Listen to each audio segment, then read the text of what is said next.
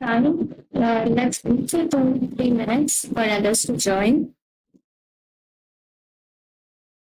The exam is on 27th. You can solve the questions from this year assignments, previous year assignments. I think there is a weightage from the assignments. 25% it is from the assignments only. If you practice assignment questions itself, you can score more than 25%.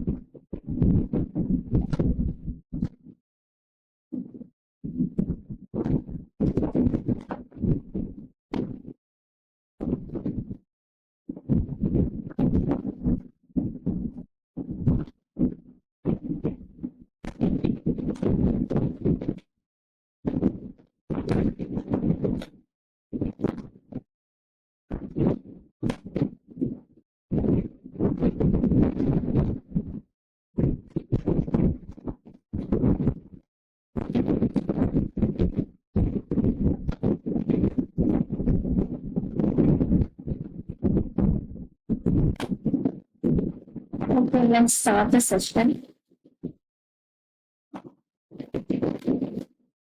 Hope you can see my slides. So, welcome to the revision session of digital design with Verilog. So, let me introduce myself. My name is Bijin Elsa. I am from IIT Palakkad. And this is the revision session. You have one more session tomorrow. It's from 6 to 8 p.m. We will discuss the week 12 content and the previous year assignment questions of week 12. So in this session, what we are going to do, we will discuss the previous year assignment questions from week 1 to week 11. This is a kind of revision. So this all the things we learned switching algebra. The first week, it was about introduction to switching algebra. The two different ways we can represent the switching functions, the canonical forms, SOP and POS, sum of products and product of sum. Then we also learned about the number system, different types of number system, decimal, octal, hexadecimal, binary number system. So let's start the questions from week 1.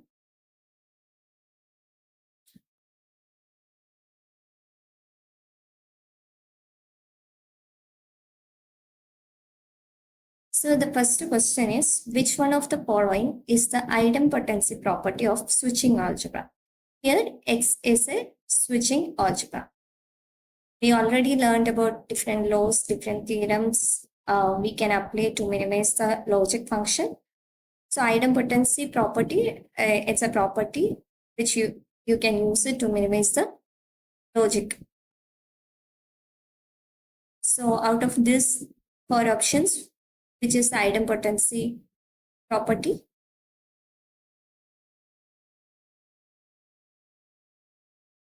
You can post your answers in the chat box.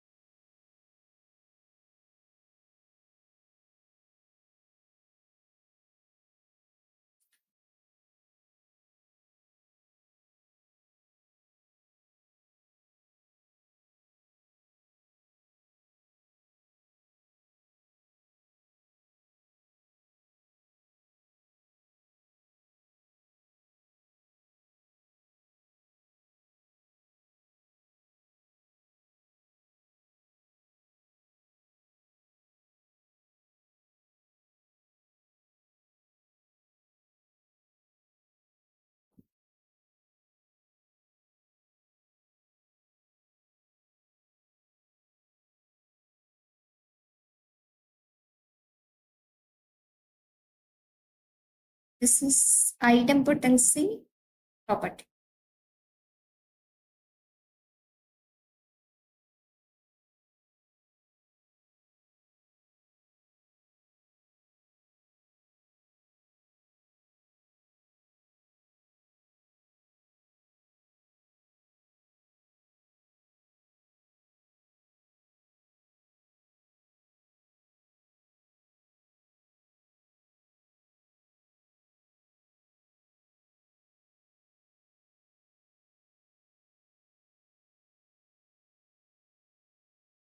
X plus xy equal to x, option C.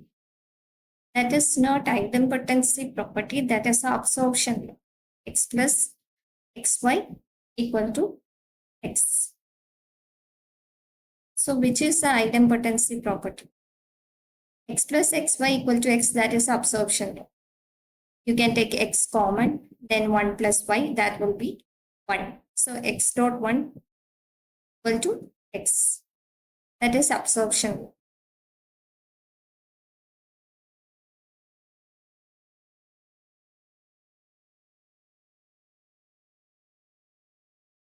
Option B, that is x plus x equal to x. Idempotent law states that a variable would remain unchanged when it is and or ORed with itself. So here x or x. So if you put x as 0 or 1. 0 or 0, that will be 0. 1 or 1, that will be 1. So x or x equal to x. If you take and also, x and x equal to x. So a variable would remain unchanged when it is and or with itself. So option B is the right answer. The second question, find the equivalent expression of x y complement plus x complement y z the whole complement.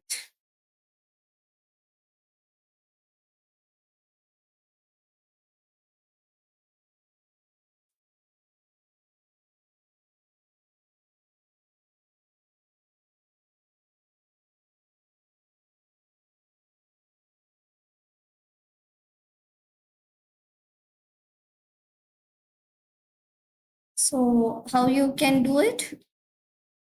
You can apply the De Morgan's law and find out what is the equivalent expression of this expression.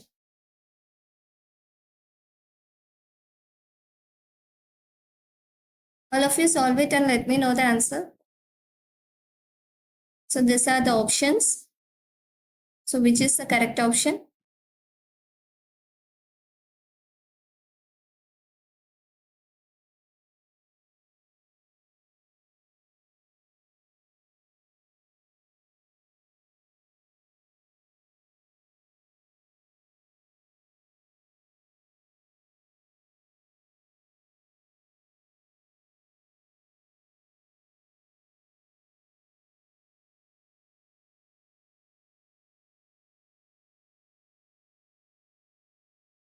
Yeah, option D is the right answer. So you have to update the De Morgan's law. This is like a plus b the whole complement. So a complement dot b complement. Then again you have to apply the De Morgan's law. You will get the answer. So option D is the right answer.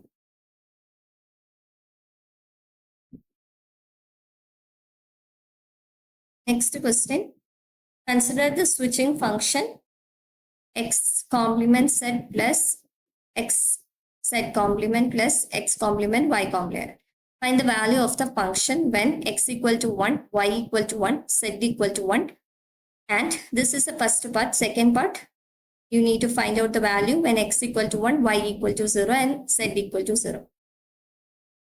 So you have to substitute the values for x, y, z and find out the value of the function.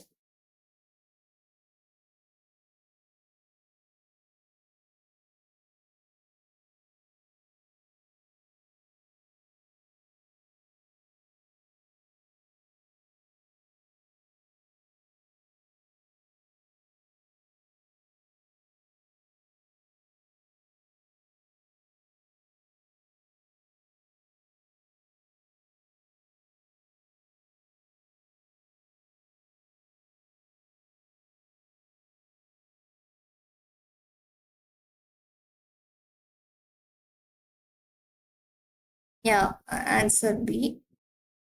For the first part, the value is 0. In the second part, the value is 1.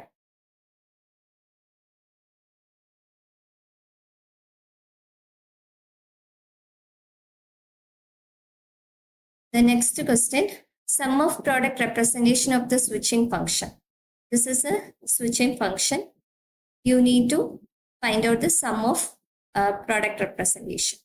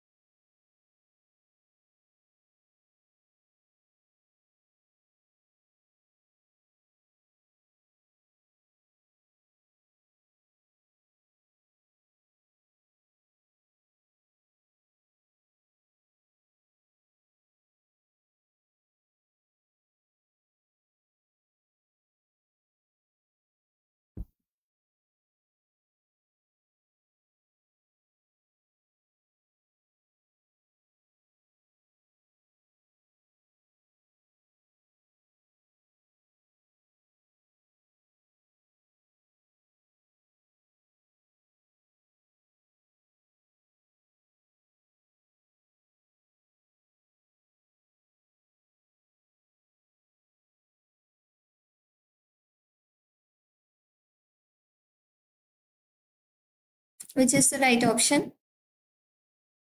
The switching function is x plus y plus z.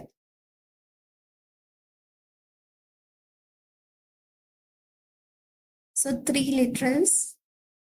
How you can find out?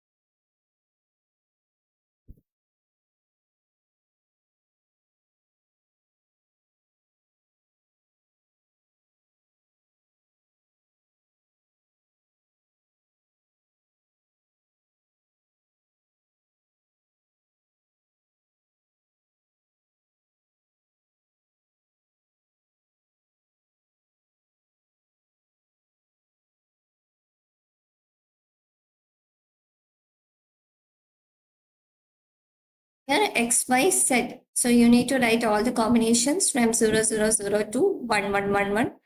The function is x plus y plus z. You need to find out the value of the function. Then minterms except 0, 0, 0. All other terms are the minterms. So total 7 terms are there. 7 minterms. Except the x bar, y bar, z bar is not present. The rest of the terms are there. So option A is the right answer.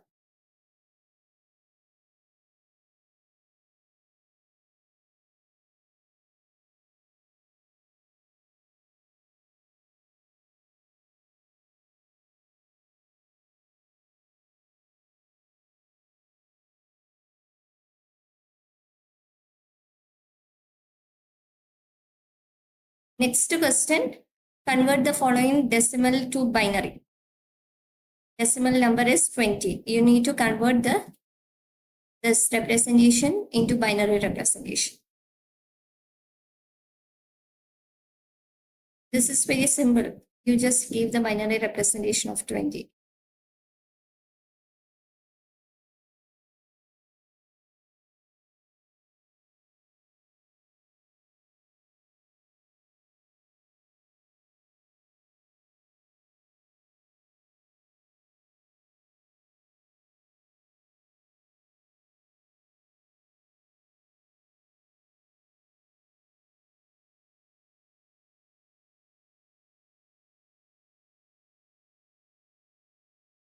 And 0, 0, 0.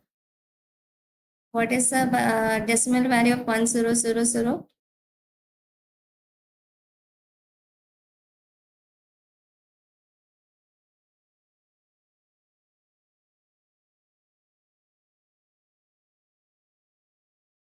One zero one zero zero. That is the right answer. How you can find out? You need to divide 20 by 2 and find out the remainder and start the numbers 1 zeros from down to top. So 10100. You can find out in other way. It's like 16 plus 4, 20. The unit place, it's like 1. Tens place 2, 8, 4, 2, 1. 16, 8, 4, 2, 1. 16 plus 4, 20.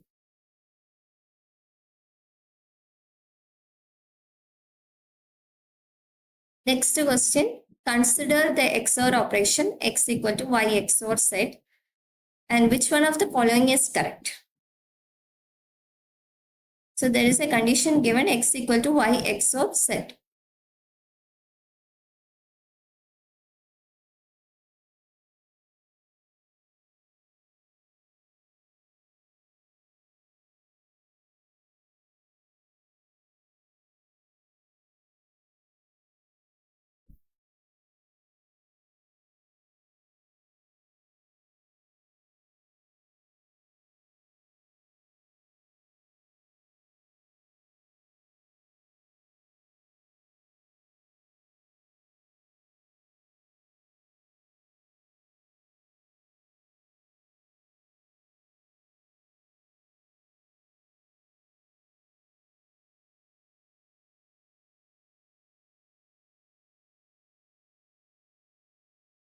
Yeah, option C is the right answer. So here x equal to y XOR z. You can substitute here, then it will become x XOR x. So if we perform the XOR with the same digit, then it will be 0. 0 XOR 0 is 0. 1 XOR 1 is also 0. So x XOR is x XOR x will be 0 because y XOR z equal to x. That condition is given in the question. So option C is the right answer. Next question, which one of the following set of the operation is functionally complete? And, NAND or not?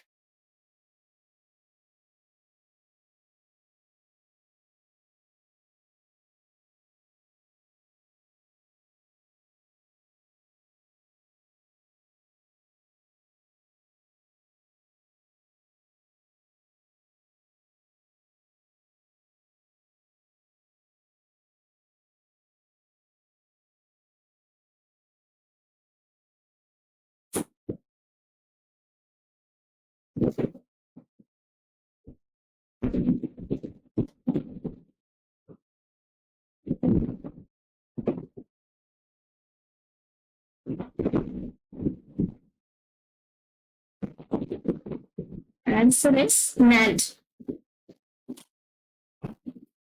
Because we can represent the NOT with NAND of A, comma A, that will give A bar. And we can also represent AND operation with NAND, that is NAND of NAND AB, then NAND AB. If you solve this, you will get the AND function. And we can also represent the OR with NAND gate. When you solve this thing, you will get the OR operation.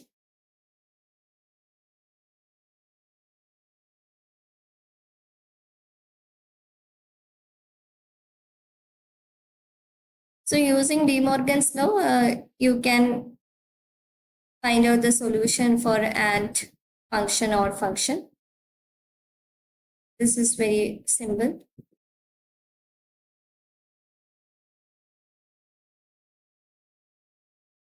And the next question is, the binary representation of a number is given.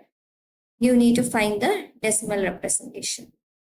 So 1101.01, this is the binary representation. So what is the decimal equivalent?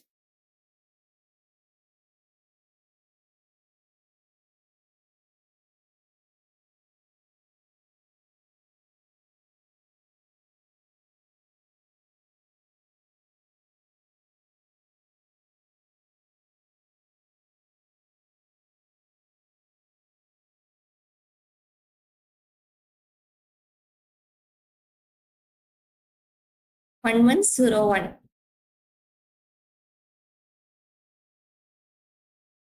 So that is 13, right? 8421.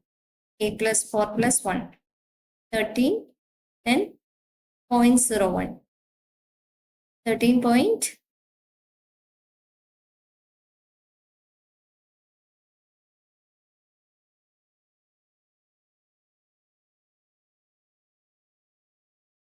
So here 1 into 2 raised to minus 2. That is 1 divided by 4.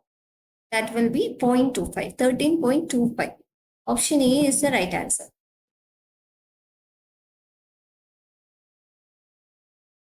13, then point. After the decimal point, how it will be? 0 into 2 raised to minus 1. Then 1 into 2 raised to minus 2. 1 into 2 raised to minus 2, that is 1 divided by 4, which will be 2.5. So 13.2.5, option A is the right answer. Next question, which is the following binary number equivalent to this decimal number? So you have to solve it for 32.375. So you need to divide 432 by 2. And after the decimal point, 0.375 into 2. Then you need to continue that multiplication for the fraction part.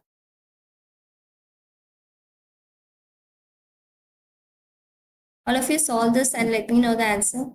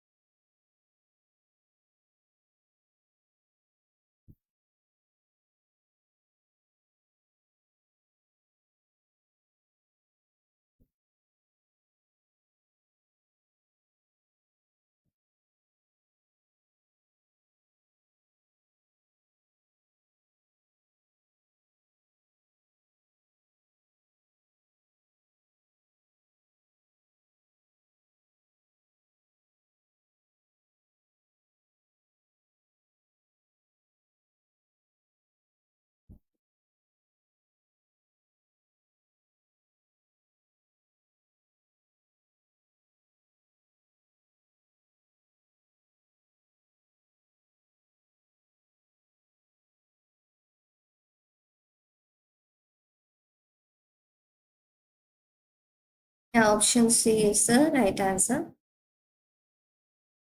Next question.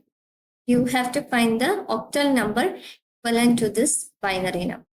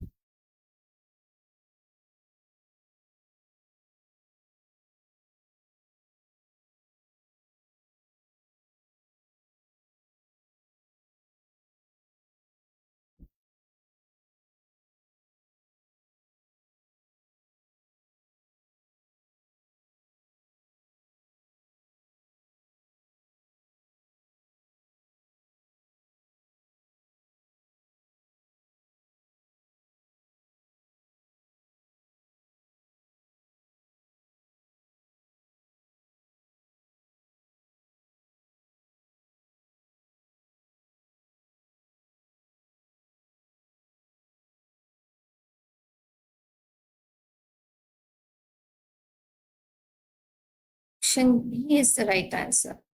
Here, 656, then 001. You need to group three bits. 001, that is 1. Then 10. 10, you don't have, like you have only 2 bits left. So 100. So that is 4, 1 4. After the fraction, you have to group from left to right. 001 is one group, then 10 is the another group. So 656.14.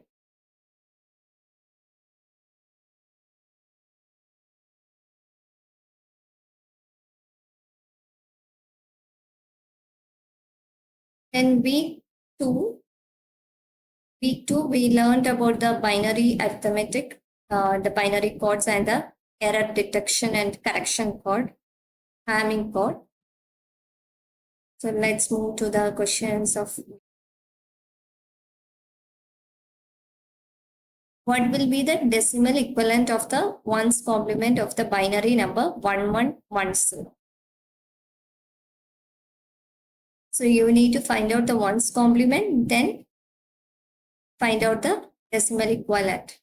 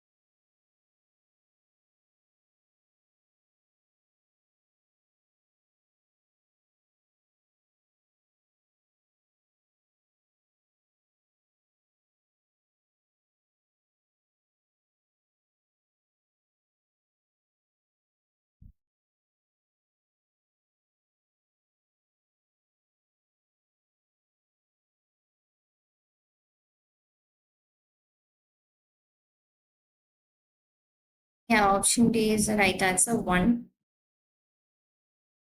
So what is the ones complement? That will be 0001. And the decimal equivalent of the binary 0001 is 1. The next question, a binary number is given, that is 1010. You have to find out the difference of its decimal equivalent of 2's complement and 1's complement. So you need to find out the 1's complement and 2's complement of this number. Then find out the difference of that equivalent decimal equivalent of 2's and 1's complement.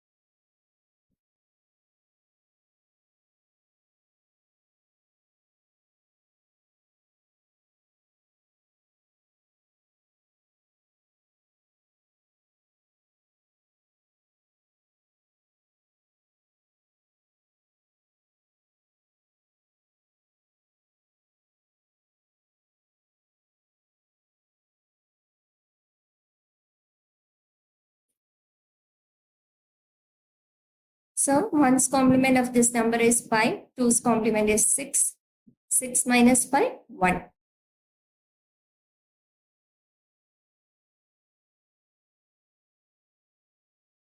Option C is the right answer. Next question. In XS3 code, decimal number 5 will be represented as XS3. So you need to add 3 with 5. So which is the right option?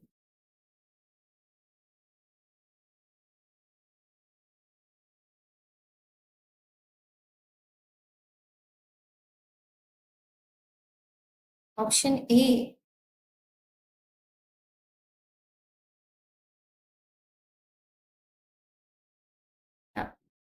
Option A, that is 5 plus 3, 8.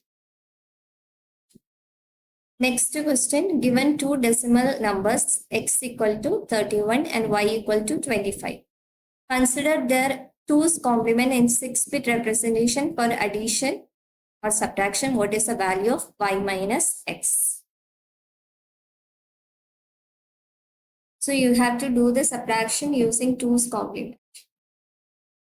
Subtraction or addition.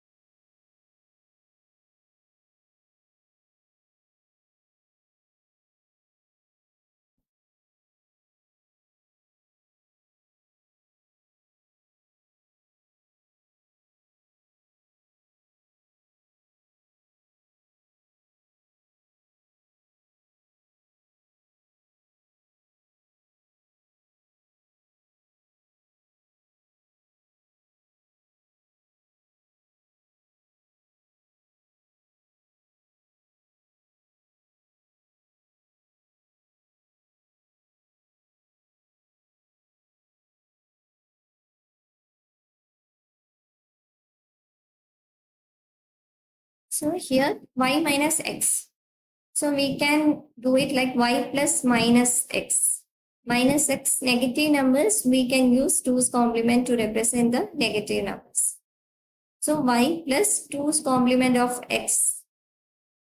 So y plus 2's complement of x, you will get the answer. So here, what is y? 25.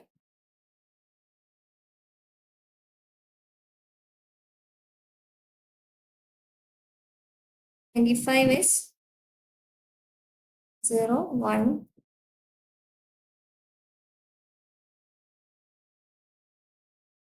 0, 1 plus. So 2's complement of x, you have to take the 2's complement of 31.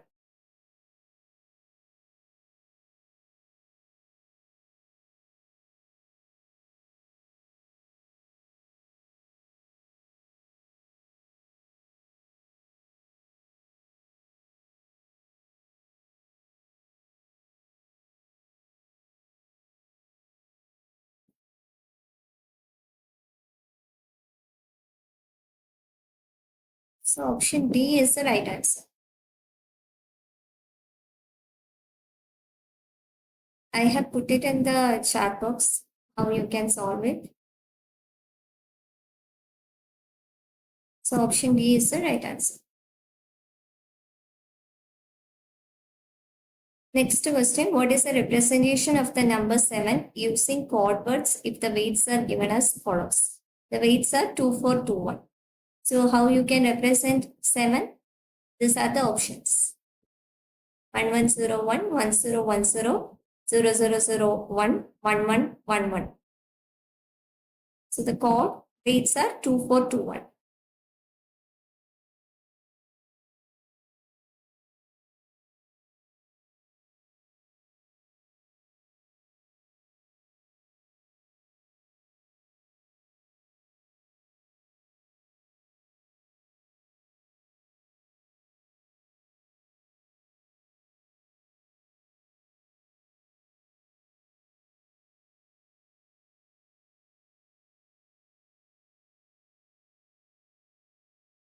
Which is the right option?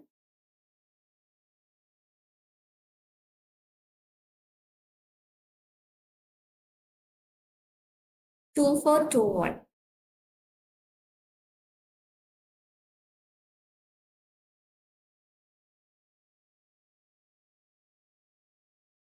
Yeah, option A. That is 2, 4, 1. 2 plus 4 plus 1, which is 7. Next question, which of the following should be added to BCD chord word in order to achieve XS3 chord?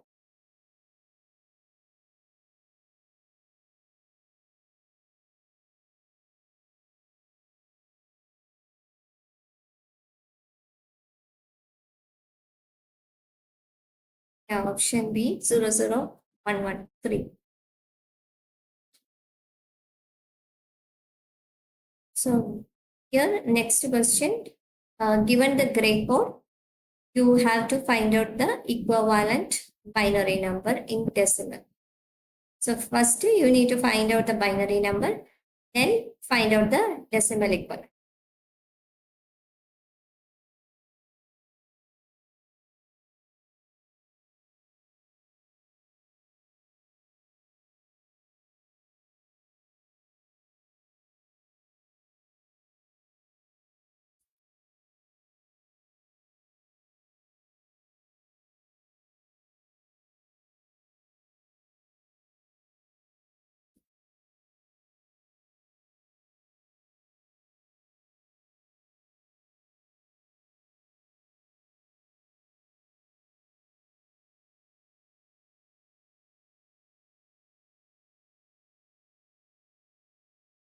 First, let me know the binary number.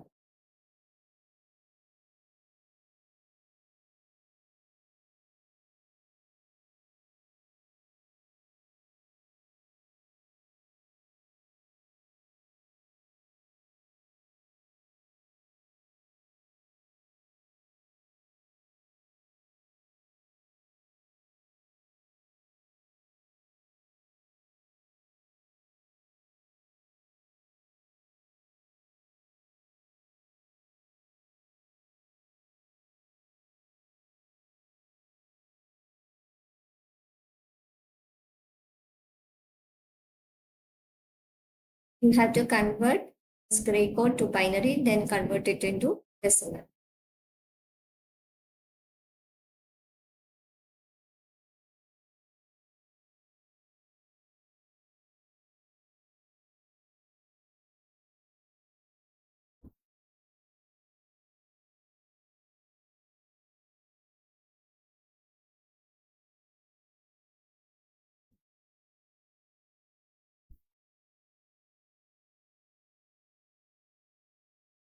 So how to convert from gray to binary?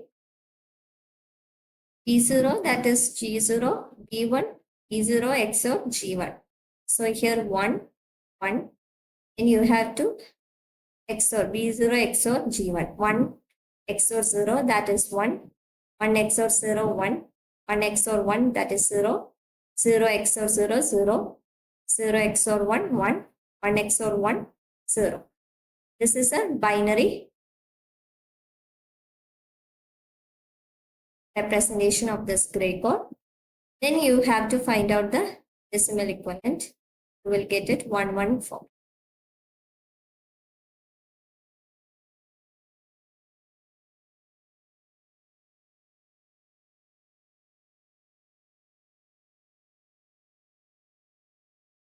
This will be 64 plus 32 plus 16 plus 2. So you will get 114.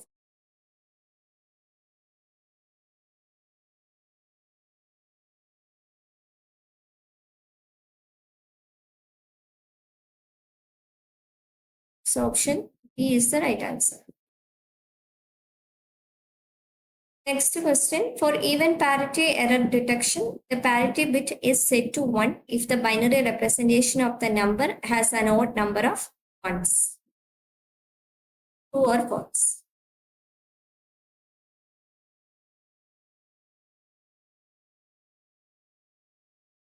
Post your answers in the chat box.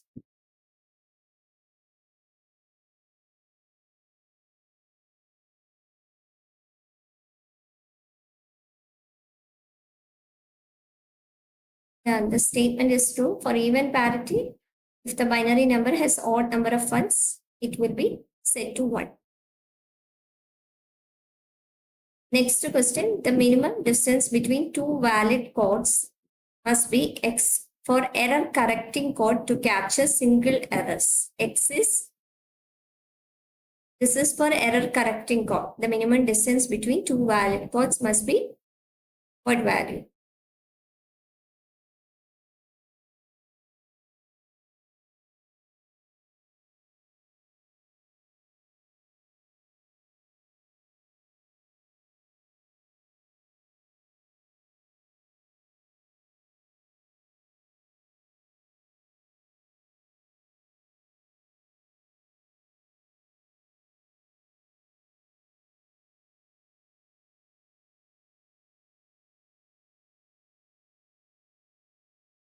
Two.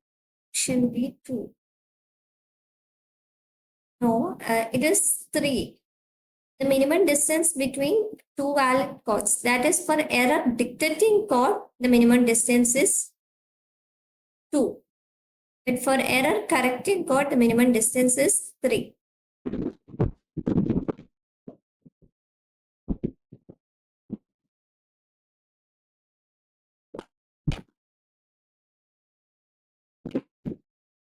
So option C, 3 down for 11 difference. So this is a optimized, optimal minimized expression. If you have less number of terms and less number of literals, you will have minimized hardware complexity. The next question, given a Boolean function having 4 variables, f, w, x, y, z, and the midterms are given. So in the minimized expression, you need to find out the minimized expression using K-map.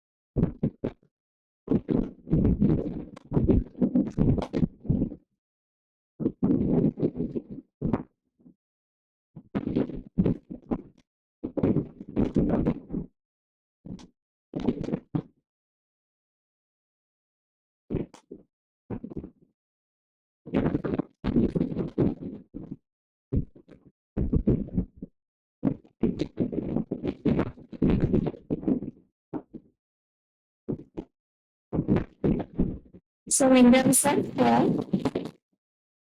7, 5, 8,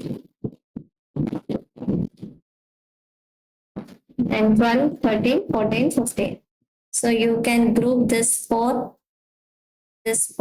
then this 2. So you will get the answer Wx plus xy bar plus wy bar z bar.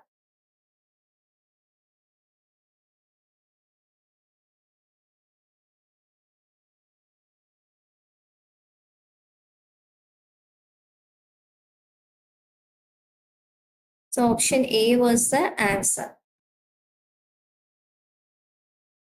Now next question also I'm showing.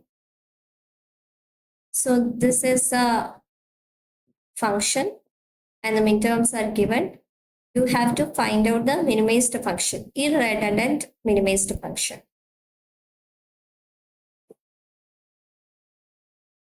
So mark all the midterms, then you need to group it. So this center 4 elements, that is a redundant group because all the implicants in the center group is part of other groups. So this is a redundant one. So you will have 4 terms, w bar y bar z plus w bar xy plus wyz plus wxy bar. So the center one is the redundant one. You don't have to include that.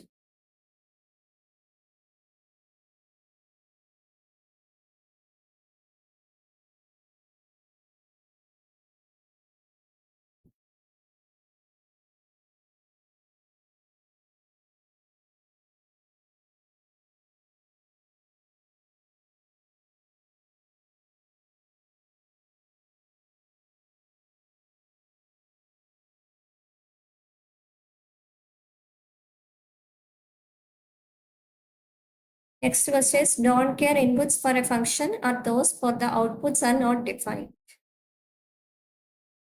State whether the statement is true or false.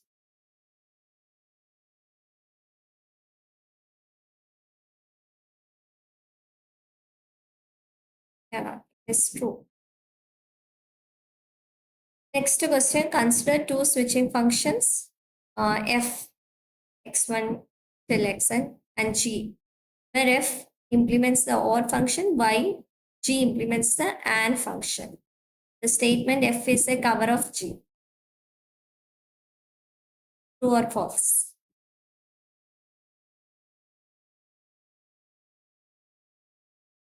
This is also true. F is a cover of g. If all inputs are 1, then g of x is 1, f of x is also 1. If any of the inputs 1, then f will be 1. G is implements the AND operation, so it will be 0. F is a cover of G. That is true. And the next question, the total number of prime implicants of the function.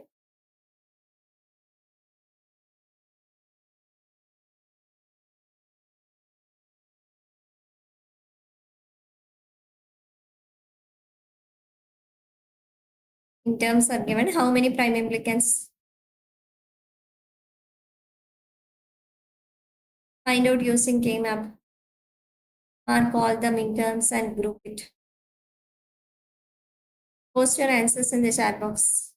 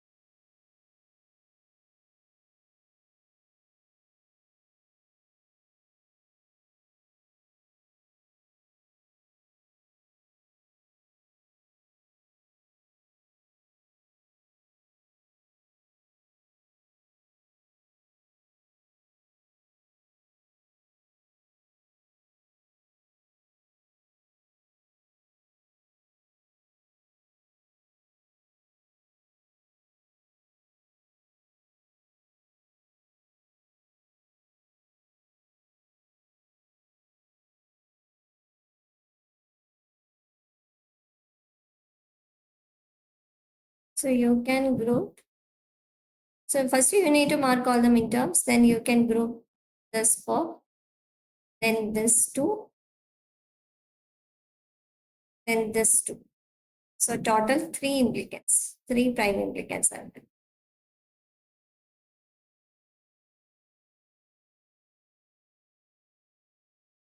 Next question. Function is given. You need to find out the total number of essential prime implicants. So you have to mark all the midterms along with the don't cares and then group it. So if you take this two don't cares, then you can form a quad. You can group this 4, then the corners 4, then the middle 2 ones. So the total 3 number of essential prime implicants.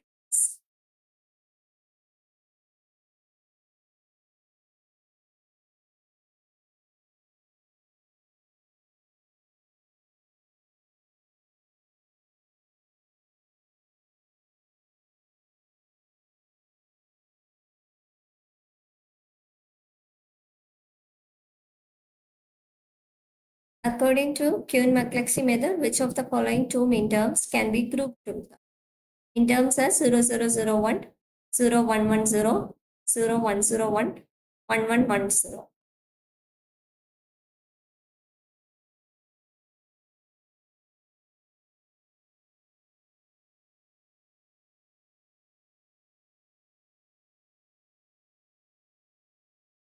How you are grouping the minterms in Kuhn-McCleskey method?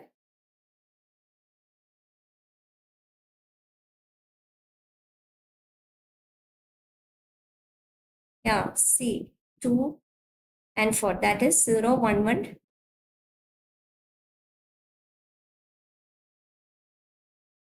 0,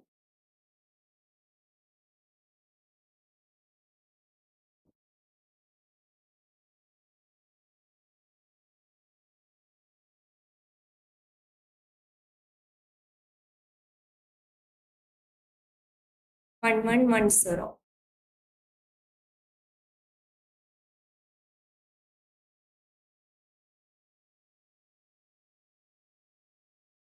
So here there is only one bit difference. First 0 and 1. The rest of the things are same. So this two midterms we can group 2 and option C is the right answer.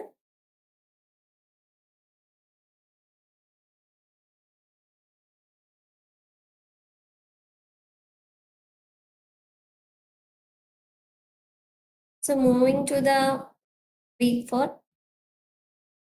That is in week 4 we learned about Kuhn-McCleskey method in detail, and we have seen how we can do the time implication chart, the espresso method, then how we can do the multi-level logic minimization. So now let's move to the questions.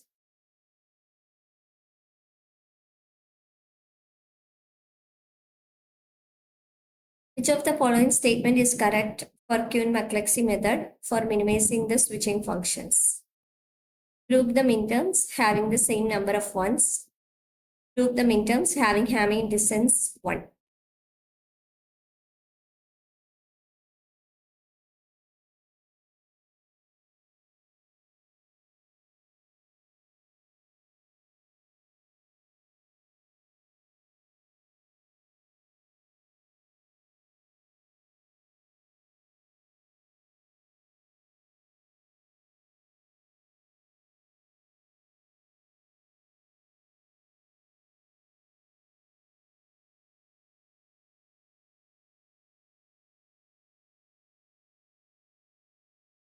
So group the midterms having the same number of ones. Statement A, that is correct. So that is the first step in Kuhn-McCleskey method. We need to group the midterms having the same number of ones.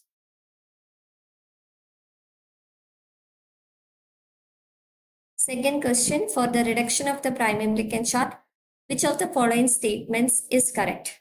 Column M is dominating column N if M has a midterm in each row in which N has a midterm. Statement 2, a row M of a prime implicant chart is said to be dominate. This is about the dominating row. Dominate another row N of that chart if M covers every column covered by N.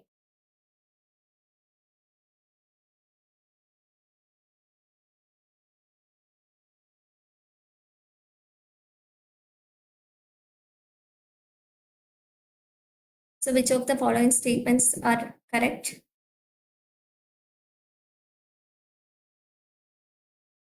Here both the statements are correct.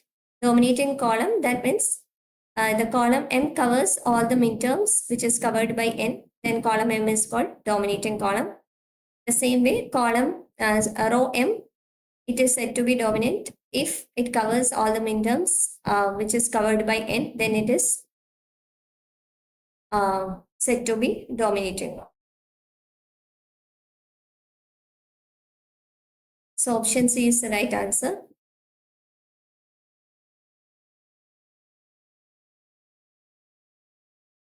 Which of the following methods is not used for two-level logic minimization? Karnaugh map, Kuhn-McClellan method, espresso method, algebraic method.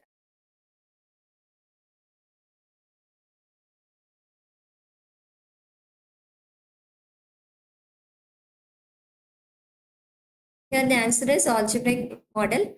The rest of them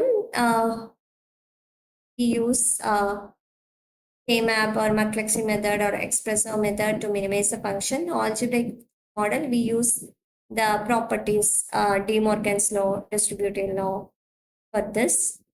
So that is not used for two-level logic minimization. The rest of the methods are we can use it for two-level logic minimization. Why is the prime implicant chart method to minimize switching functions computationally expensive?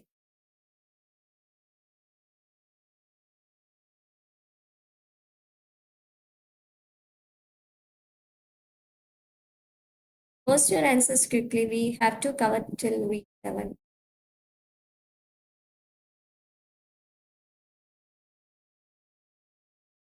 So here the options are the number of prime implicants can be exponentially large.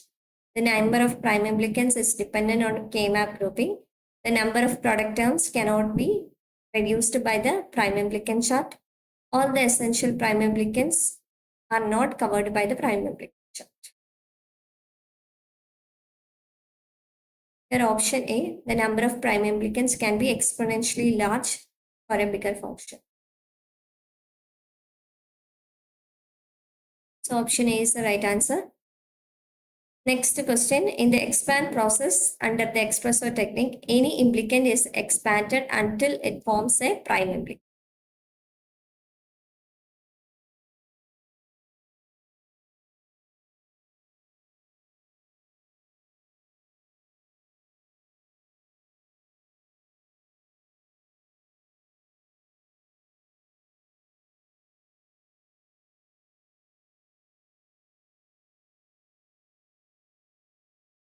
So this is true. It will expand till it forms a prime implicant. The next question, the branching method is applicable when a prime implicant chart has options are no essential prime implicants, no dominating rows, no dominating columns, all of the above.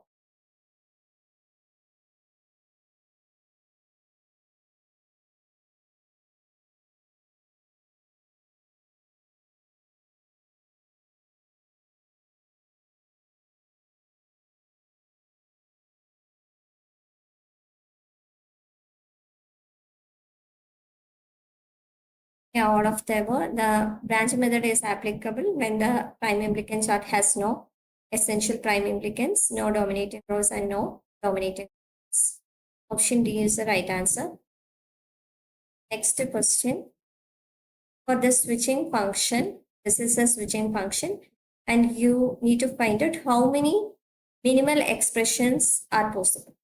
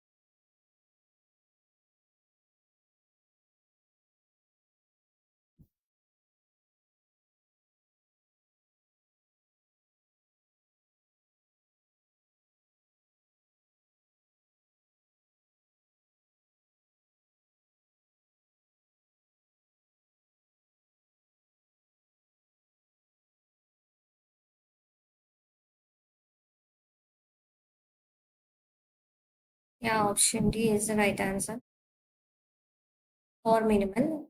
So you have to use the Kuhn-McCluskey method and find out the prime implicance. Then draw the prime implicance chart. From this, we'll get what are the essential prime implicants. So here the essential prime implicants are A and C. Then B, the midterms covered by B are covered by A and C. So midterms B7, 15, 23 and 31, which are covered by A and C. And now you have to choose from this B, D, E, F, G, H, I. From this midterms, which midterm we need to combine with this A and C to cover all the midterms. So for that, again, this is a reduced prime implicant chart. Then from this, if you want to cover 22, you have to combine B and T. 20, you have to combine A and F, F and H, G and I, H and I. Then you have to solve this. You need to open this bracket G, H, H, I, G, I. Then you can combine based on the properties and the law. Here we are combining HI plus I based on this X plus XY absorption law, that is X. So HI plus I, that is I. So again, you need to get the next term and repeat the same thing. You need to open the bracket, combine the terms. Finally, you will arrive at this solution. So either PFGH you can avoid because it has 4 midterms. Instead of that, you can choose either of the 3 midterms. So A and C, along with that, you need to combine E, G, H. Similarly, you will have 4 minimized expressions.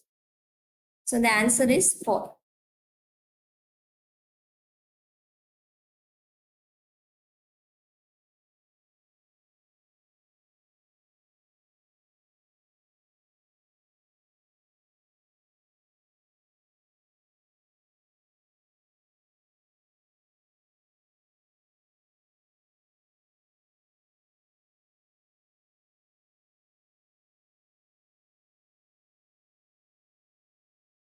Next question is, what is the objective in the algebraic model of multi-level logic minimization?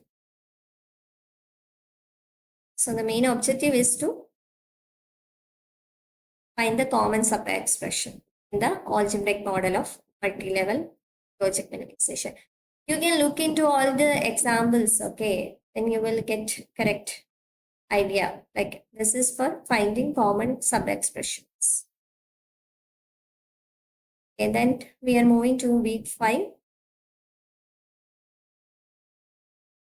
Week 5, we started the Verilog, hardware description language Verilog.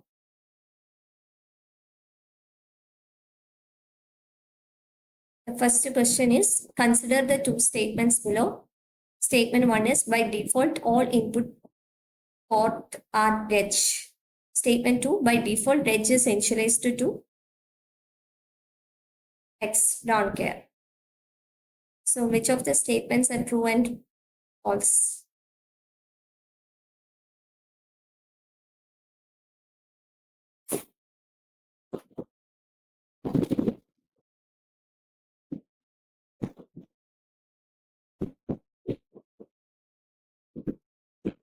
Here, statement 2 is true. That is, reg is initialized to X.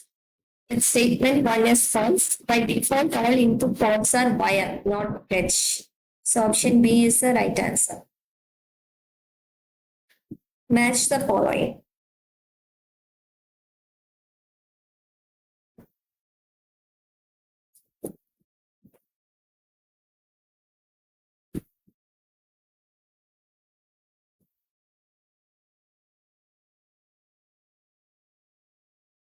So first one is -6.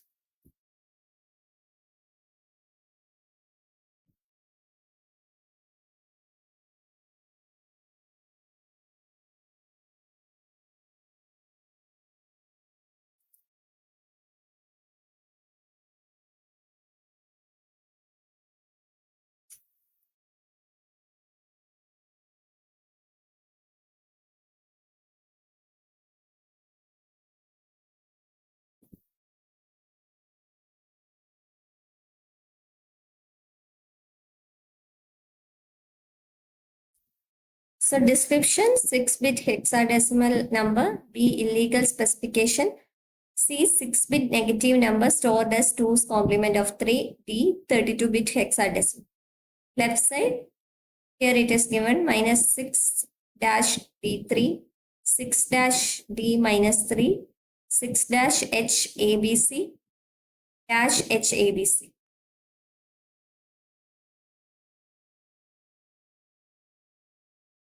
So here option A is the right answer, that is minus 6 dash D3, that is a 6-bit negative number stored as 2's complement of 3. Then 6 dash D minus 3, that is illegal specification. This is a decimal value. Decimal value will not have any negative numbers. 6 dash H, H is for representing hexadecimal. So this is a 6-bit hexadecimal number. And here the number is not given. So the default is 32-bit. So 4 is D, 32-bit hexadecimal number. Option A is the right answer. The next question, assume the value of C is 0, a simulation time 0. For the Verilog code, when will the value of C becomes 1? So these are the statements. So when C becomes 1, at what time?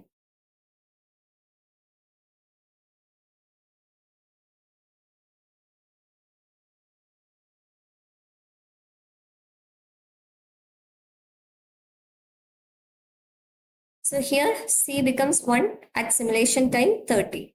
So at 10, A becomes 1, 20, B becomes 1, 30, C becomes 1. So option D is the right answer. The next question, consider the two statements below, S1 and A1, out, in1, into, S2, assign out, in1 and into. Which of the statements below, which of the statements are correct?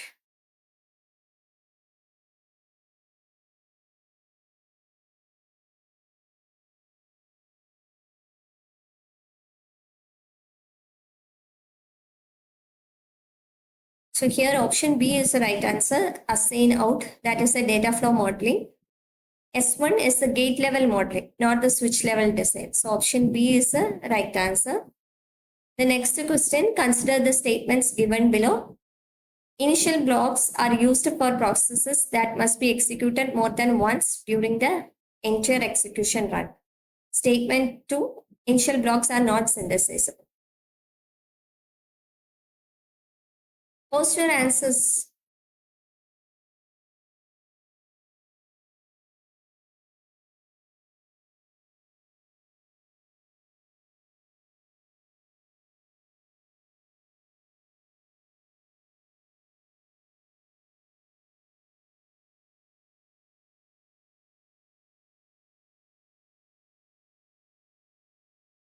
So statement 2 is true. Initial blocks are not synthesizable and initial blocks will execute only once at the start of the execution.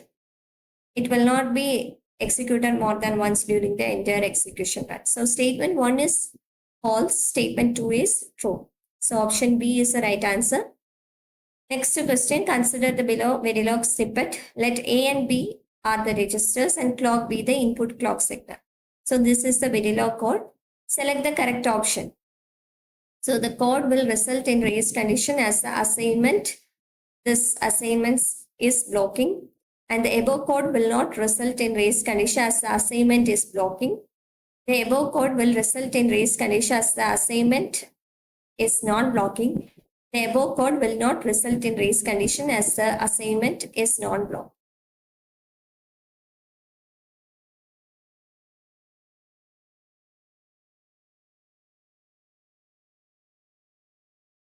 So here option D, that it will not result in race condition because the assignment is non-blocking.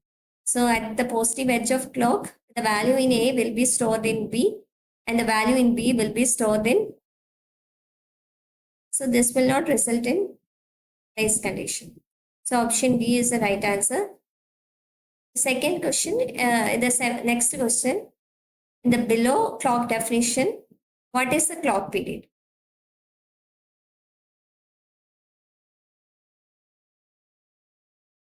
What is the clock period?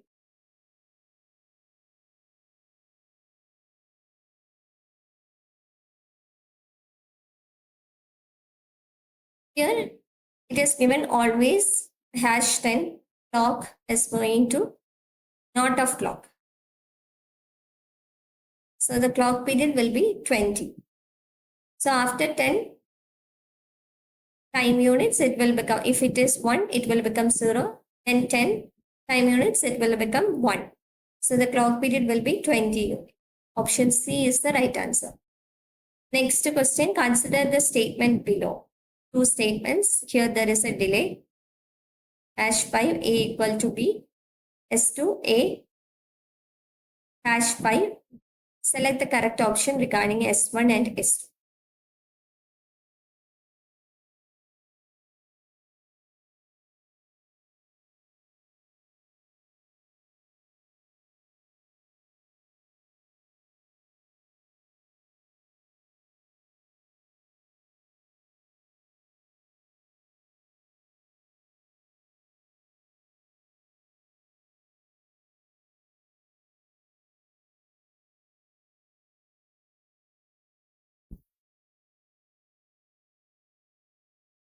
Here both A and B are correct. One is after the delay, we are assigning the value in B to A.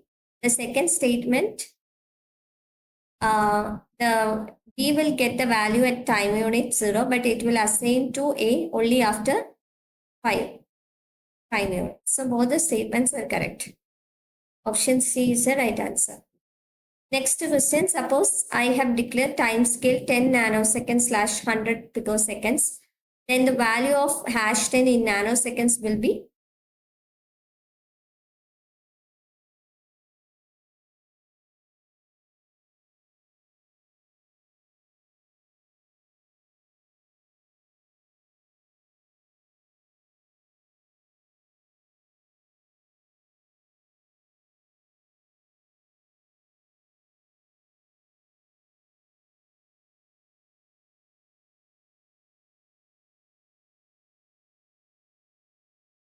So 10 nanosecond, then #10 will be 100 nanoseconds. And we are moving to week 6. Week 6, we started the combinational logic design. We designed the comparator, part conversion, path limit generator, encoders, decoders. So the first question is, we want to design a combinational circuit that takes as input two 2-bit binary numbers x, x2, x1 and y, y2, y1. It's a 2-bit comparator. And outputs 1 if x greater than y.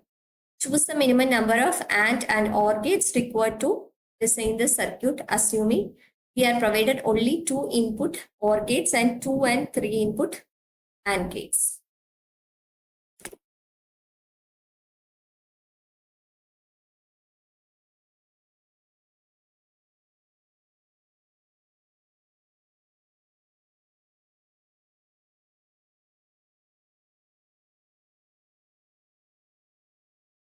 So here you can draw a truth table x2, x1, y2, y1 and find out the function value x greater than y and get the equations.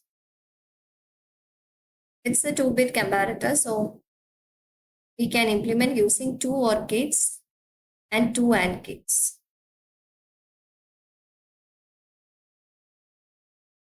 This is a straightforward question.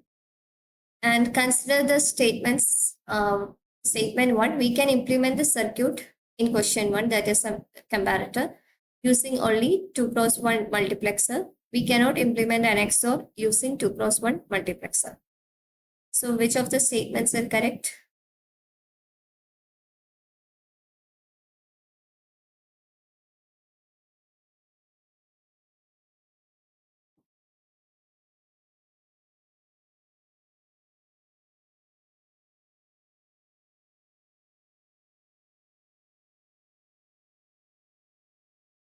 So statement 1 is true. Statement 2 is false. We can implement XOR gate using 2x1 multiplexer. So option C is the right answer. Next question, we want to construct a combinational circuit whose function is f. This is a function in terms 1, 2, 3, 6 using a 4 cross 1 multiplexer. We consider the numbers 1, 2, 3, 6 as 3-bit binary inputs written as MSB to LSB fashion as X, Y, Z. We consider X and Y to be the select lines. Refer to the figure below. What should be the values of I0, I1, I2 and I3, which are the inputs to multiplexer. So here the select lines are X and Y. In terms are given 1, 2, 3, 6. So it's a 3-bit binary number. So we can take it as X, Y, Z, and the marks, the select lines are X, Y, and Z will be the input. So what will be the value of I0, I1, I2 and I3?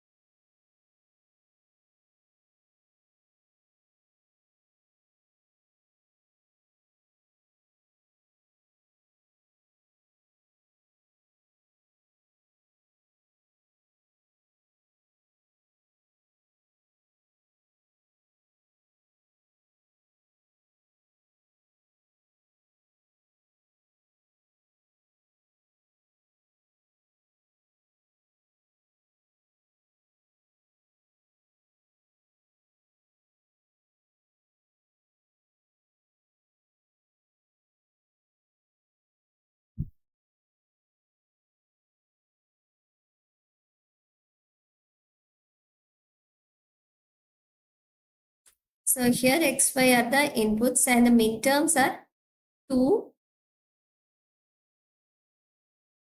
1, 2, 3, 6. So 1, 2, 3, 6.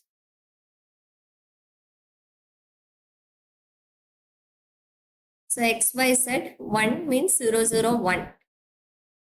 So when X and Y becomes 0, 0, for midterm 1, Z will be Z. Then the next midterms are 2 and 3. 2 and 3 will be 0, 1, 0 and 0, 1, 1. So the first two bits X and Y we are taking it as select lines. So when X and Y 0, 1, Z will be, there are two conditions, either 1 or 0. So X bar plus Z, that will be 1. So I1 is 1, I0 is Z. Then the next midterm, what was the next midterm?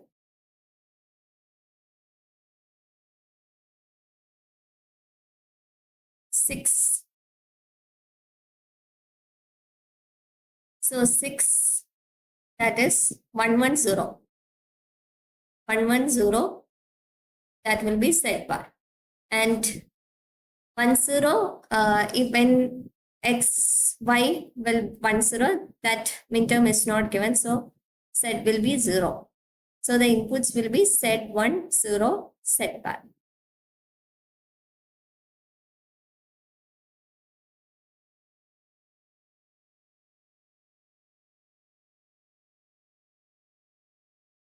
So option A is the right answer. The next question, consider the diagram below. This is the design of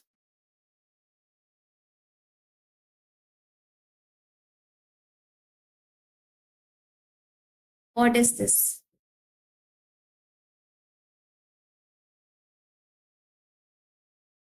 This is a design of decoder, that is n inputs and 2 raised to n outputs.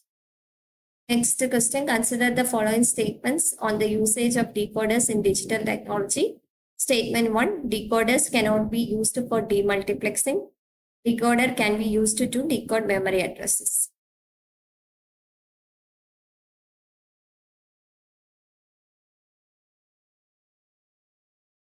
So here Option B, that is statement 1 is false. Decoders we can use for demultiplexing. Statement 2 is true. Decoders can be used to decode memory addresses. Next question, how many 3 to 8 decoders do you need to construct 4 to 16 decoder?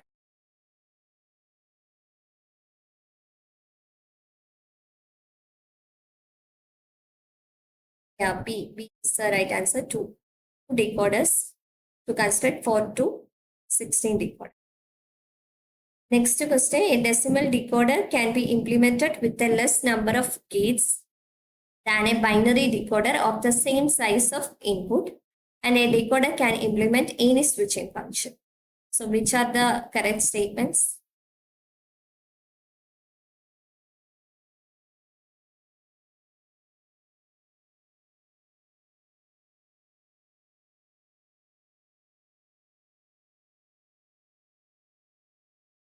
So here, yeah, decimal decoder, we can implement with less number of gates. So it will have inputs from 0000 to 1010. And we can also implement any switching function using decoder. So both the statements are correct. Option E is the right answer. Then moving to week 7. Week 7, also the continuation of combinational logic design.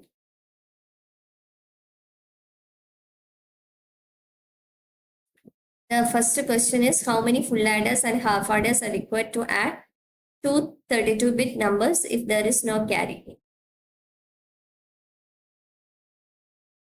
So 32.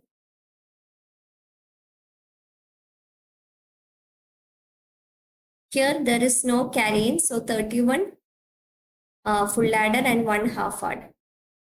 Because there is no carry in, so the first one is a half adder and the next 31 full adders. So option C is the right answer. The next question, consider a carry lookahead adder for adding two n-bit integers built using gates of fan-in at most 2. The time to perform addition using this adder is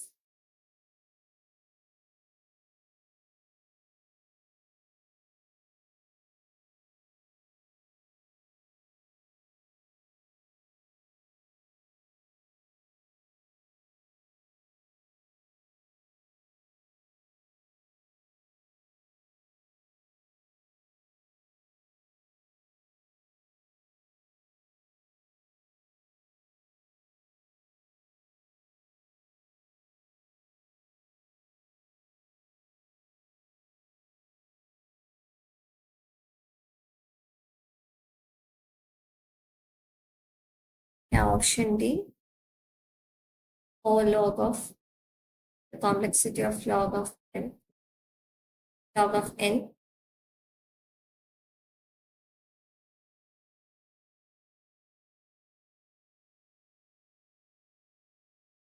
So the time complexity can be determined by the depth of the carry ahead logic. So that is the logarithmic with the number of. So option D is the right answer. Next question, an 8-bit triple carry adder is constructed using 8 full adders. The carry propagation delay of each full adder is 12 nanosecond and the sum delay is 15 nanosecond. So what is the worst case delay of the triple carry adder?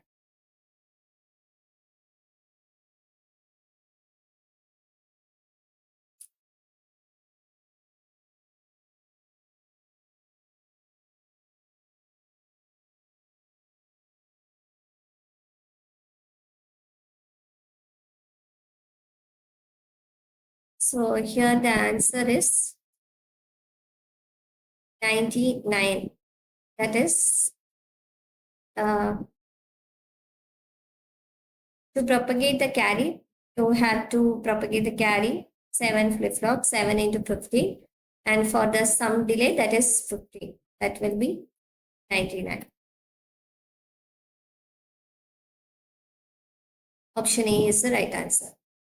Next question, how many 2-input NAND gates are required to implement a full adder?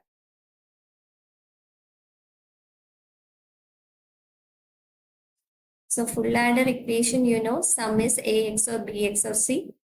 And the carry equation also, you know.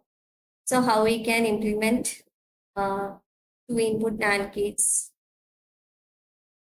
using two input NAND gates. How many NAND gates are required?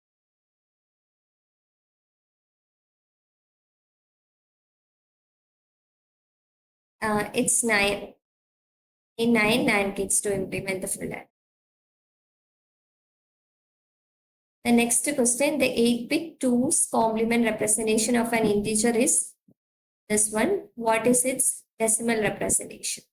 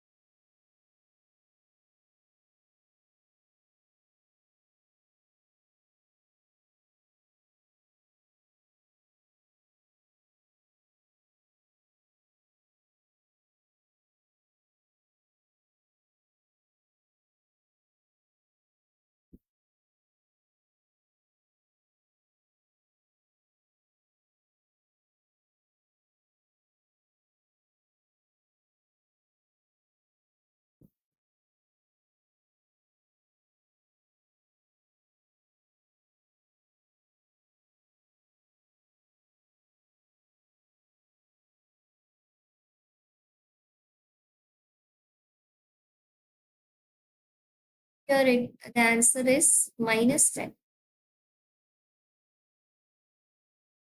So the sign bit is 1. 2's complement. So we can represent the negative numbers with 2's complement. So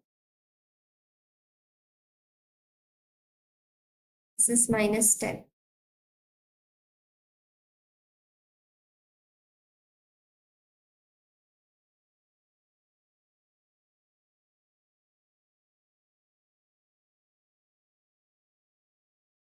Option D is the right answer. Next question, consider the following statements on overflow happen in 2's complement addition. Statement 1, both operands are negative and the sum is negative is called overflow. Both operands are positive and the sum is negative is called overflow. Both operands are negative and the sum is positive is not overflow.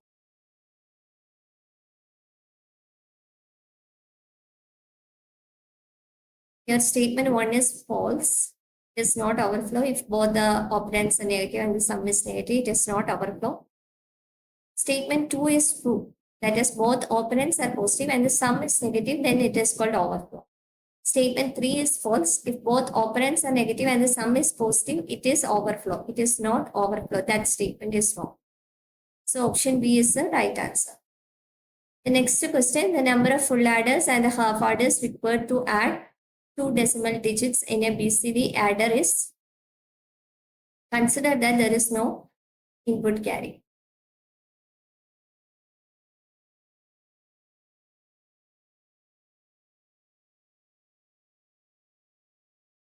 Option C is the right answer. We need 4 full adders and 3 half adder. So first 3 full adders are required for the binary addition, 3 full adders and 1 half adder because there is no carry in. And for BCD conversion, we need to add 6. So that requires 1 full adder and 2 half adders. So total 4 full adders and 3 half adders. So option C is the right answer. The next question, how many AND gates and adders are required in 4-bit multipliers?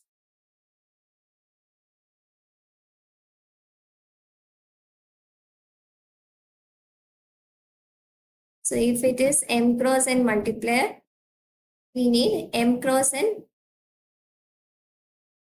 AND gates. That is, if it is a 4-bit multiplier, then we need 16 AND gates and adders, that will be M minus 1 into N. 3 into 4, 12. So option C is the right answer. The next question, calculate the overall propagation delay of a 4-bit carry look-ahead adder designed using AND or AND NOT gate. Delay of each gate is 1 time.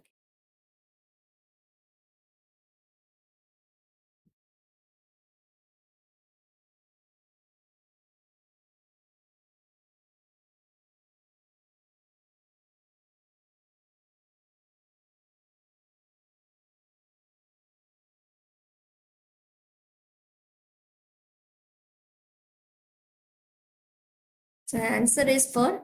So one time unit will take to generate and the propagate bits. Then the carry lookup logic that will take 2 units. Then the final sum 1. So total 1 plus 2 plus 1, that is 4 units.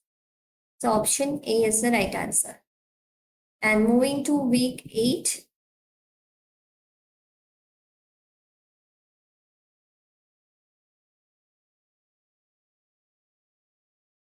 So we from week 8, we started the sequential design. So the first question, how many gates are in a positive edge triggered D flip? This is about the master slave D flip.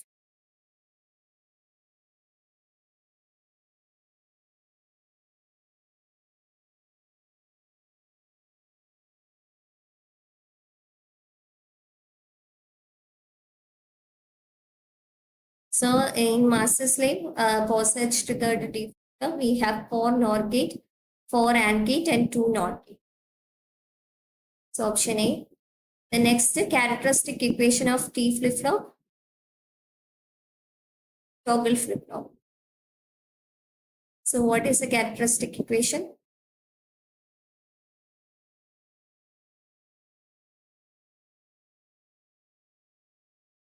Option D, TQ dash plus T dash Q. Next, difference between a latch and a flip flop.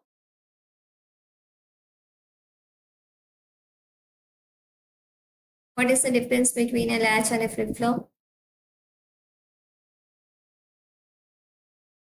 Latch is level sensitive and flip flop is edge sensitive. Option B is the right answer. Next question, what is the value of JK input required for output to change from 0 to 1? So what will be the input values for the JK flip flop if the output change from 0 to 1?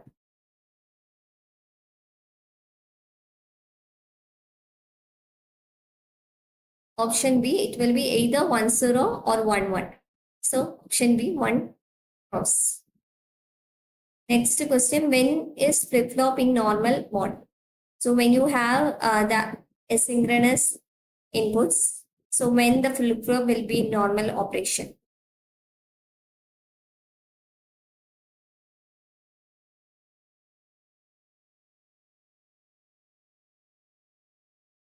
So when both the inputs, asynchronous inputs are low, both preset and clear are low. Option A is the right answer. Number of flip-flops required to construct an 8-bit shift register.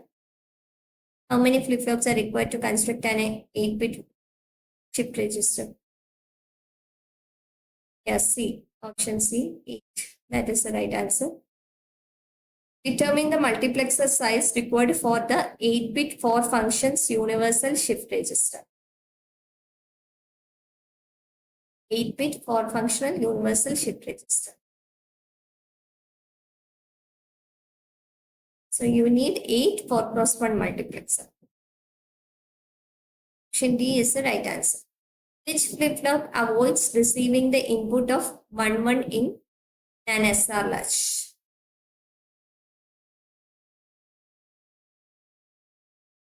Answer is SR flip-flop with 1 1, that is the invalid condition. Both set and reset cannot be 1 or 0 together. Which flip-flop do we get when we combine both J and K inputs of a JK flip-flop?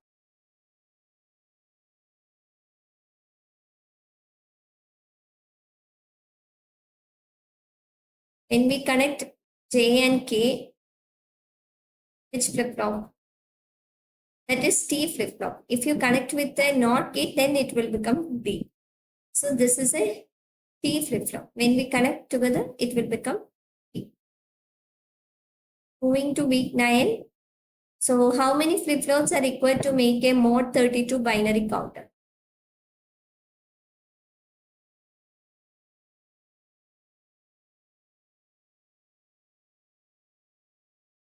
Mod 32 binary counter.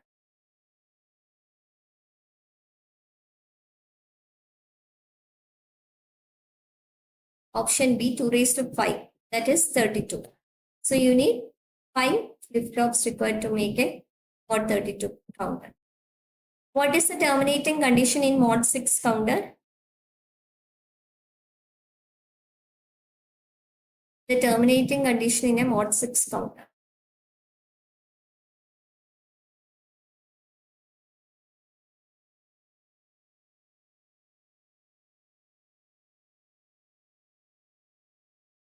Mod 6 counter, the terminating condition is 110.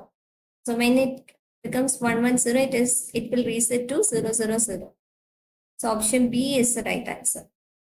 How many states does a decimal counter has?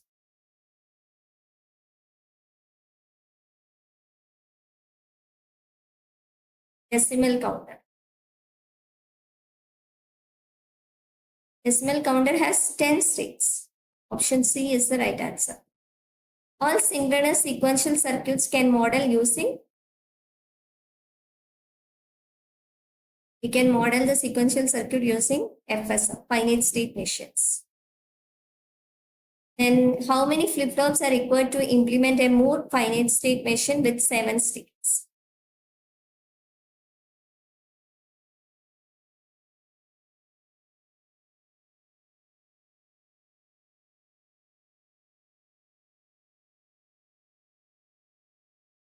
If it has 7 states, you need 3 flip-flops, 2 raised to 3, 7. You need only 7, so 0 to 7. You can use 3 flip-flops to implement 7 states. Which flip-flop may reduce the complexity of next state logic in the implementation of FSM?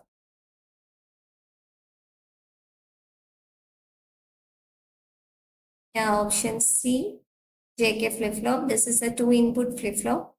JK flip-flop reduces the complexity compared to NT. Which FSM's output only depends on the current state?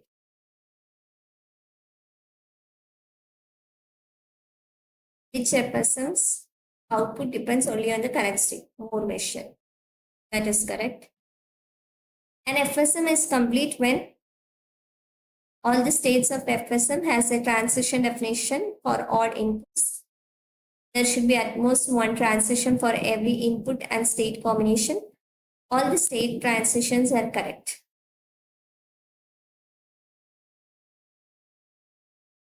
So here option D is the answer. All the states of FSM has a transition definition for all inputs, and there should be at most one transition for every input and state combination. The next question is, a ripple counter is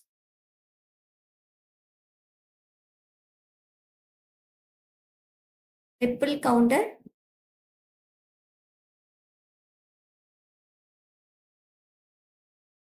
it is asynchronous counter, not synchronous. Option B. Moving to week 10. So let us assume we want to design a 3-bit counter using D flip-flops based on the following state diagram. Calculate the functions for inputs D1, D3 for D flip-flops from present state Q3, Q1 of the counter.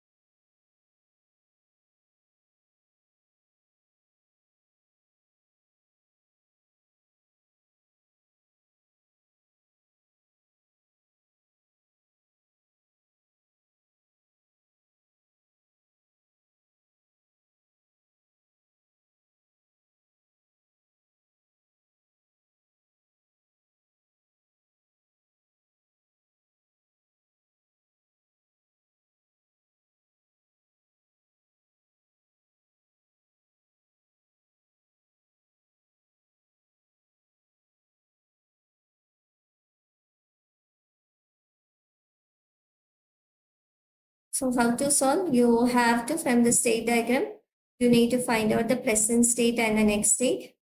And you have to give the state encoding value, present state and next state. From the present state and next state, you can find out the values of D3, D2, D1, the D flip flop. Then using the K-map, you can find out the expression for D3, D2 and D1. So D3, Q3 dash Q2, Q1 dash, D2, Q3 dash Q2 dash Q1, and Q3 dash Q2 dash Q1.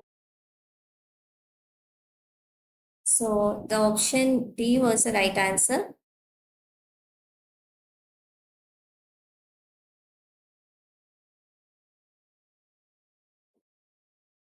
Next question, which of the following statements are false?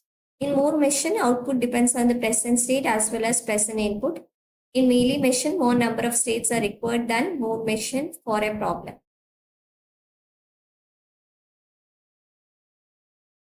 Here, both the statements are false. Moore machine, the output depends on only on the present state, and Mealy machine compared to Moore machine, it has less number of states. The next question, which of the following statements is true for Mealy machine sequence dictator, which dictates sequence from a bit string? Options are: nothing can be said in general about the number of states in sequence dictator without knowing the sequence. Mealy type sequence dictator will have state one more than the number of bits in the sequence. Mealy type sequence dictator will have state same as the number of bits in the sequence. Mealy type sequence dictator will have states less than the number of bits in the sequence. So here option C is the right answer. That is, it will have the same number of states as the number of bits in the sequence. So what will be the final partition for the state minimization using the partitioning method for the following state diagram?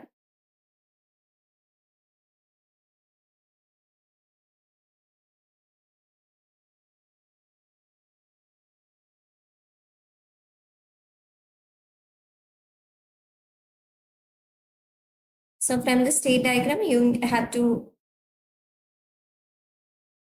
draw the state table. From the state table, you can see the states 1 and 2, it has same output and this, it is going to the same next state. So that will be in one partition, 1, 2. And 3 and 4, same output but different next state. So it will be in different partition. Fifth one is output is completely different. So that is a unique partition. So total number of partitions are 4. 1, 2, 4, 5.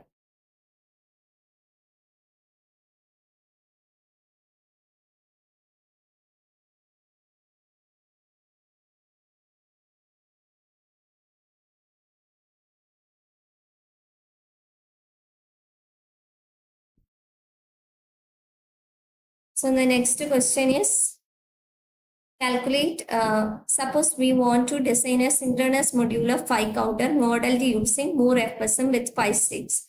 Calculate the number of possible encoding if we use 3 bits to encode the 5 states.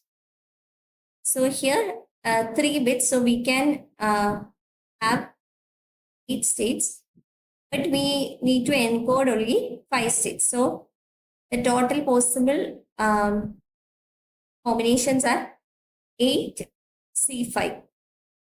So 8C5, if you solve 8C5, then the answer will be 56. So option B is the right answer. Next, consider the following state encoded FSM. What will be the total Hamming distance for the state?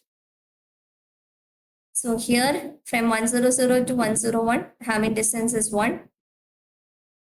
From here 101 to 110, Hamming distance is 2.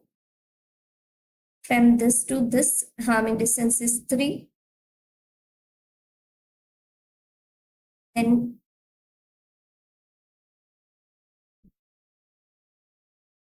this is 2. Then from here,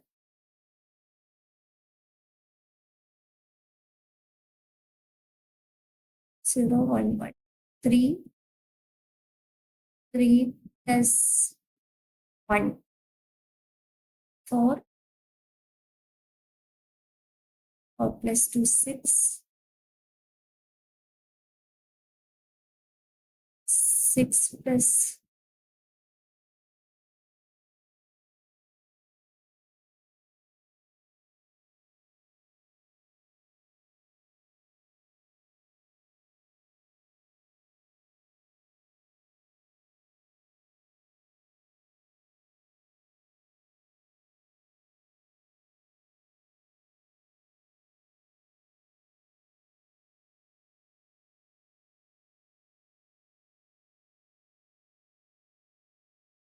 okay, here 3, 3, then 1, 3 plus 1, 4, then 6 plus 2, 8 plus 2, 10.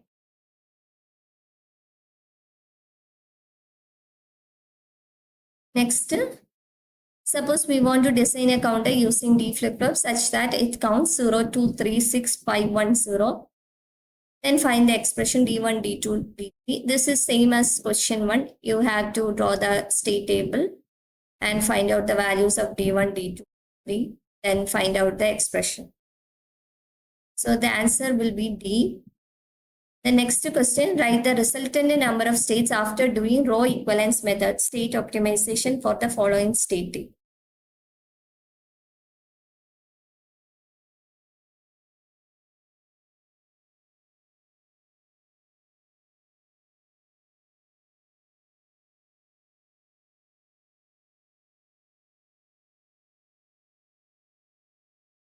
So you have to draw the state table using present state and next state. Here, if you see S1, S3, S5 are same. Similarly, S2, S4, S6 are same. And final one, it will be like this.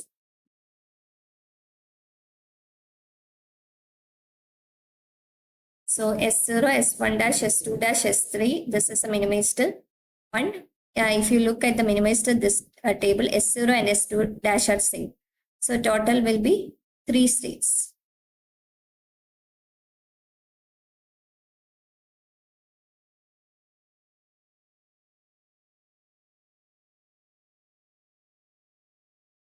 So option D is the right answer.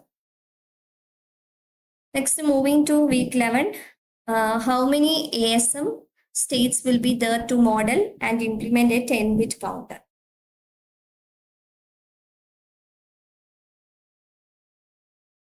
So you will have only 2 states.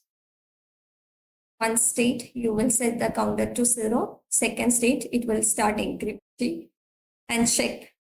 It will compare whether it is equal to 1, 0, 2, 3. It will remain in the same state. So there are only 2 states. The important difference between a flowchart and an ASM is, what is the main difference between flowchart and ASM?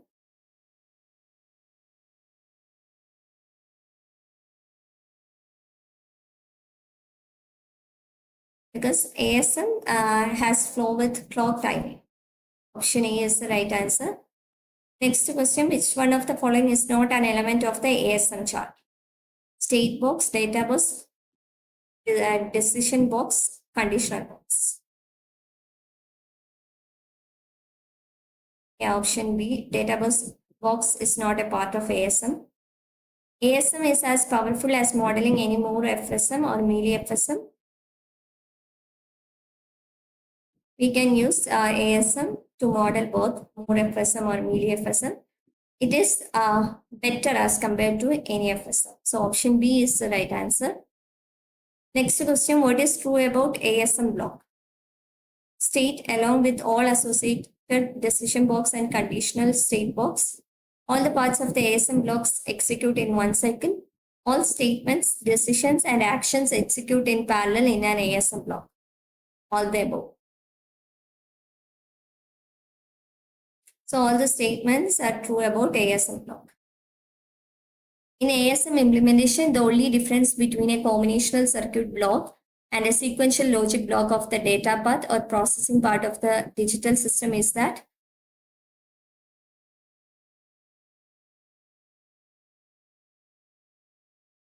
here the sequential logic block, it requires a clock pulse and works at the edge of the clock pulse. Option B is the right answer. Next question, the change of state in ASM chart is performed in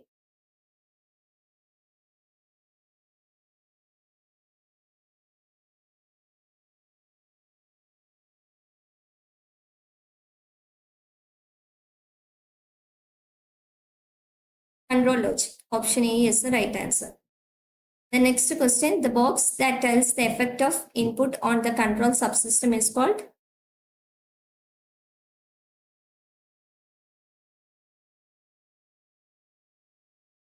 So the answer is decision box. It will tell the effect of input on the control subsystem.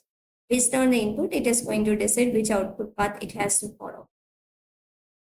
So with this, we are coming to the end of the session. So tomorrow I'll be taking week 12 content. So this was the summary session. So week 12, we will discuss tomorrow at 6 o'clock. Do you have any other questions?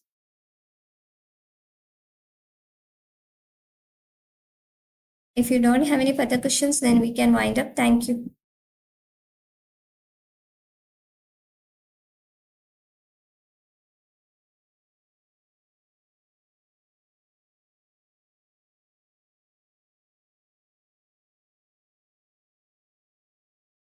Previous year assignment, we are discussing the previous year assignment questions. So you can download the slides. The link is provided in the course web page. And you can also watch the live session. We are discussing the solutions in the live session of each week.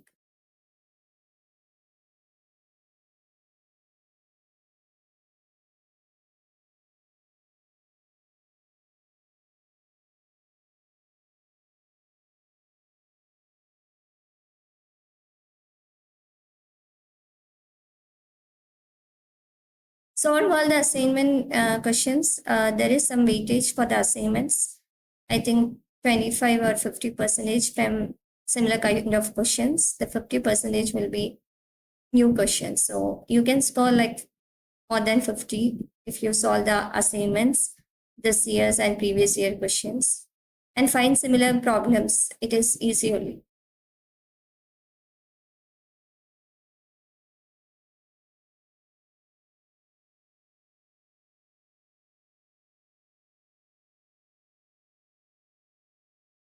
Okay, then thank you.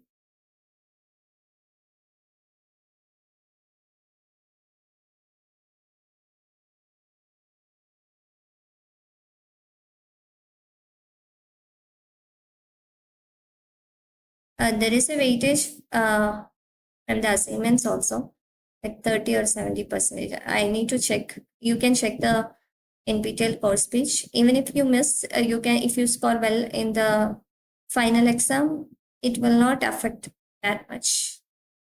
You can pass if you score good marks in the final exam.